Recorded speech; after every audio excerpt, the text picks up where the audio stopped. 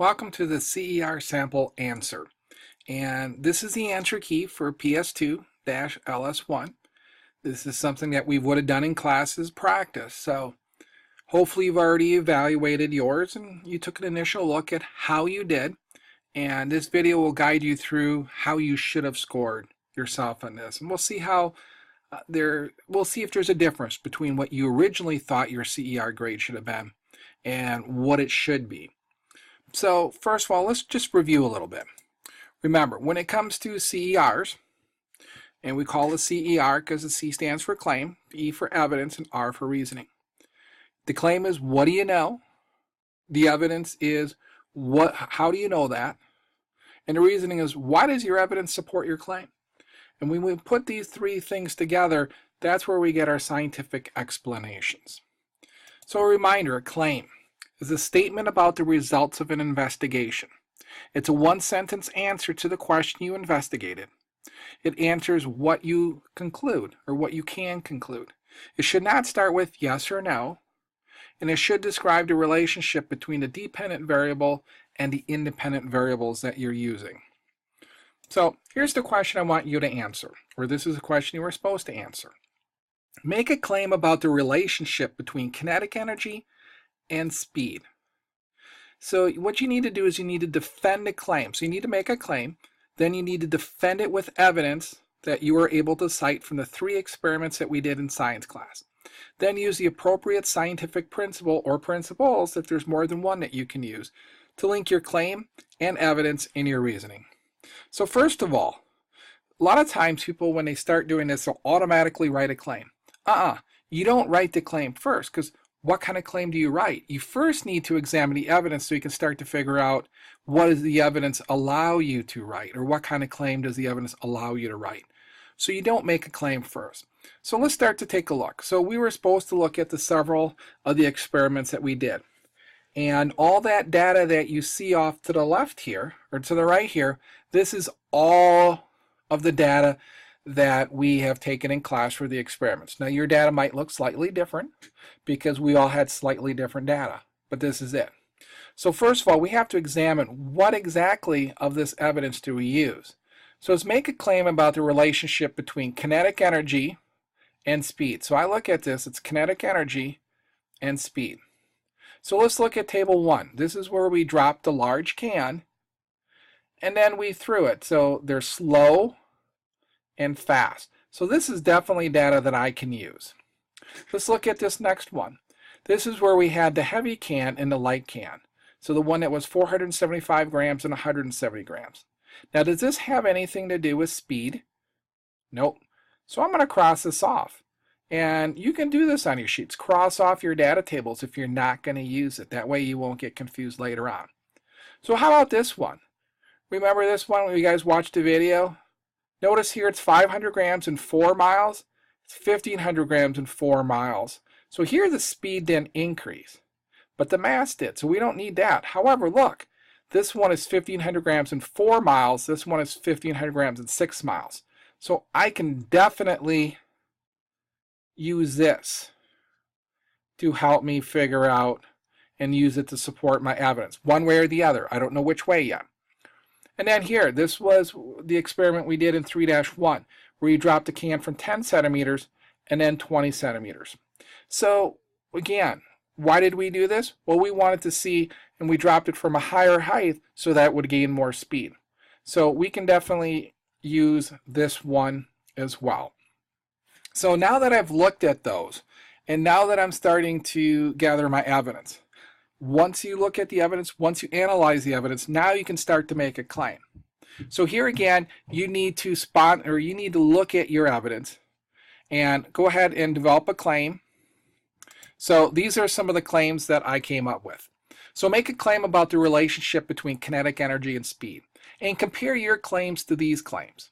So here's an example of what I would consider a 4. The kinetic energy of an object increases as the speed increases, as long as the mass remains constant. The next 2 I would consider 3s. The kinetic energy of an object might increase as the speed increases, as long as the mass remains constant. You're headed in the right direction. I'm a little concerned with the word might, because it should increase. and the kinetic energy of an object increases as the speed increases. So these are both 3's and not necessarily 4's. You might say, why? Well, when you use that word might, you don't sound too definitive. It might, or it should, it will. And here the kinetic energy of an object increases as the speed increases. Well, you got to look at things like, well, okay, well, what if the mass changes too? But here it says the mass will remain constant. So the 4 is just more detailed. It's got more of your, more of the details in it. It's more precise. Where here you're a little vague, and here you don't include some key parts like mass remaining constant. So down below you see some examples of ones that would be considered 2's. For example, in order to have KE, you must have speed. The more speed, the more energy. No, that definitely does not cover it. Or this one, yes. So every once in a while, I'd have someone say yes. So go ahead and look at the rubric. How did you do? How did you do compared to these? So now give yourself a 4, 3, 2, or 1 based on what you see here. So the next thing we're going to look at is the actual evidence used. And you already looked at the evidence because you needed to use the evidence to come up with your claim. So evidence, you should have enough evidence, and it should be sufficient to support your claim. It should be appropriate. Your evidence should be, appropriate for your claim. And then try and use qualitative and quantitative data whenever possible. Use a combination of them. So here I'm starting to look at data. And here's one piece of data you could have based on this chart right here. Table 1 shows that as the speed of the can increased from dropping to throwing, the amount of squish increased from 13 to 17 millimeters, respectively, indicating a 4 millimeter change when the can was thrown as compared to being dropped. The increase was due to an increase of the speed due to throwing the can as compared to dropping the can. The mass was constant because the same 425-gram can was dropped or thrown from a constant height, so the mass was not a factor. So talking about this mass goes back to the second part of the claim where I said if mass stays the same. Notice I talked about everything that I use. I just didn't say, oh, according to this data table, if I throw the can, there's more squish than if I don't. That's not really explaining it. That might get you a 3, or you may be left with a 2, depending on how well you explain stuff. But this is definitely a 4, and that's what we're all striving for. It's detailed, it's accurate, it explains the entire CER. However, this is not it. This is just one table. How about that second table that we use? Remember when we wanted to use this information right here because this didn't matter? So table 3 shows that a 1,500-gram cart moving at 4 miles per hour had less KE, which was ranked second, and less dose smash, ranked second, at 1.75 centimeters than a 1,500-gram cart moving at 6 miles per hour. So I basically said this right here, because it's ranked second, this right here is second. It's second because this is first. And it's important. In both instances, the KE and the dose smash, the 1,500-gram cart going 4 miles per hour and 1,500-gram cart moving at 6 miles per hour, the lower speed cart was ranked lower in the amount of KE. So I'm explaining that because this is 4 and this is 6, this proves that if you increase the speed, you increase the amount of KE. Now, are we done writing our evidence yet? No. There's the third data table that you should explain.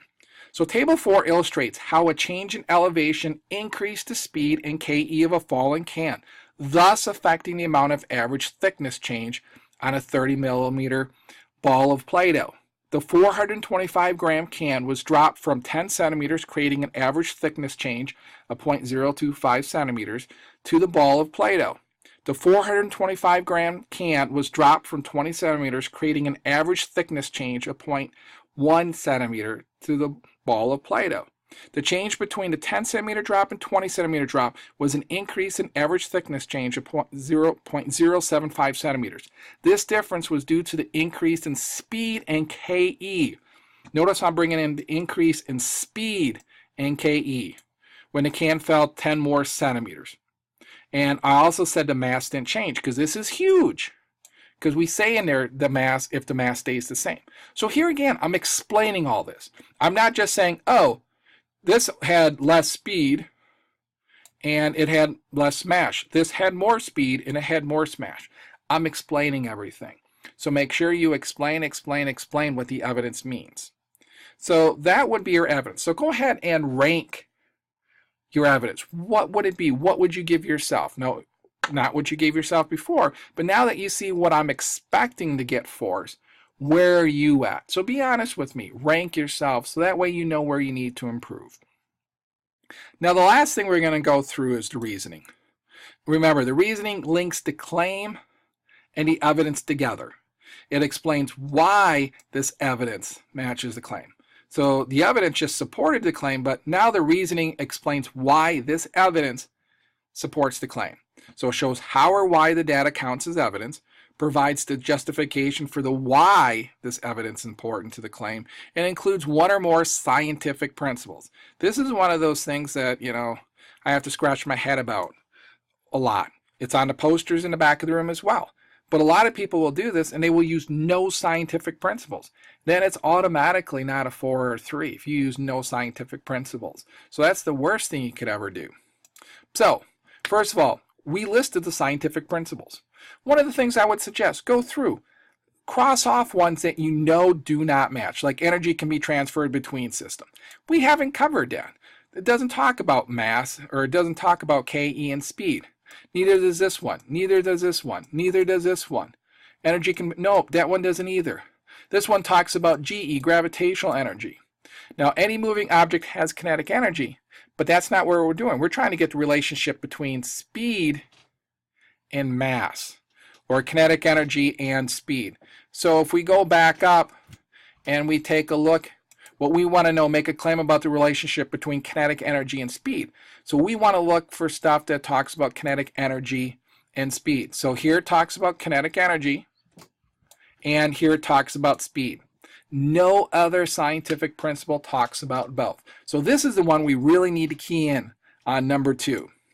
So here's the reasoning, and this would get you a strong 3. So the kinetic energy of an object increases as the speed increases, as long as the mass remains constant. The evidence taken from tables 1, 3, and 4 all showed that as the speed of an object increases, the amount of squish also increases, as long as the mass remains constant. So again, I'm talking about mass remaining constant. I'm talking about all 3 tables that I use. I'm talking about how the speed of an object increases as the amount of squish. And this evidence is supported by scientific principle number 2, which states that an object's kinetic energy increases as its speed and or its mass increases. So notice I say specifically that it's covering scientific principle number 2 here, and then I go in and I recite it, which states that. So now I'm reciting scientific principle number 2, which means I'm telling whoever's reading this, who's ever grading this, that look, this is scientific principle number 2. It talks about KE. It talks about how it increases as its speed increases. Now, did you have to have mass in there? Maybe not, but it's the whole scientific principle. I would have been fine if you would have said, which states that an object's KE increases as its speed increases, as long as the other stays constant. So mass has to stay constant. Therefore, an increase in speed will produce an increase in KE. So here I summarized it up and I tied it all up with this summary sentence. So if I looked at here, I can find my claim. The kinetic energy of an object increases as the speed increases, as long as the mass stays the same. So if I was to move these around, I would say, okay, here's my claim, here's my evidence, and then here's my reasoning. And I got my scientific principle in here. So all 3 parts are in here. So I would encourage you, when you get done with your reasoning, make sure that everything's in there. So how could I change this to get a 4? You might talk about how scientific principle 1 states that any moving object has kinetic energy. It would add a little bit more to it, but as long as you have 2, you still could potentially get a 4. So what else could you do? Well, we also know that according to scientific number 2, which we stated in the first one, this scientific principle is supported by the evidence taken from tables 1, 3, and 4. So it just goes through that again and explains it. So could you get a 4 if you mentioned everything here? It would be close. If you explained yourself really good, I could see you getting a 4. Could you make it a little bit better by including scientific principle number 1? that basically states that any moving object has KE? You could, because it wouldn't have KE if the cans weren't moving, or if the well, the cans were moving, so if the cans weren't moving. So that does support it a little bit. So what I want you to do now is rate yourself. Go on the rubric and give yourself a 4, 3, 2, 1 based on this right here. How did you do? Did you have all these? Again, be honest. If you did not mention scientific principles at all in your reasoning, you're automatically at a 2. You're not a 3 or 4. I will not give you a 3 or 4 if you don't use scientific principles. Did you tie the evidence, and did you link that evidence back to the claim? So did you talk about how your evidence supports your claim? So again, I would strongly suggest that you go through and not necessarily do what I did, where I wrote claim, evidence, reasoning over it, but I would definitely do a mental check to make sure you have those. So again, once you get done filling out the rubric, make sure you turn that in, because I want to see how you did. And again, use this as an exercise to improve your CER writing ability. A lot of students tend to, not necessarily cheat, but they tend to think they did much better than what they actually did. So be honest with me when it comes to self-scoring yourself. So thank you. And again, if you ever have any questions about CERs or your CER, let me know. I'll help you all I can. You just need to ask for the help.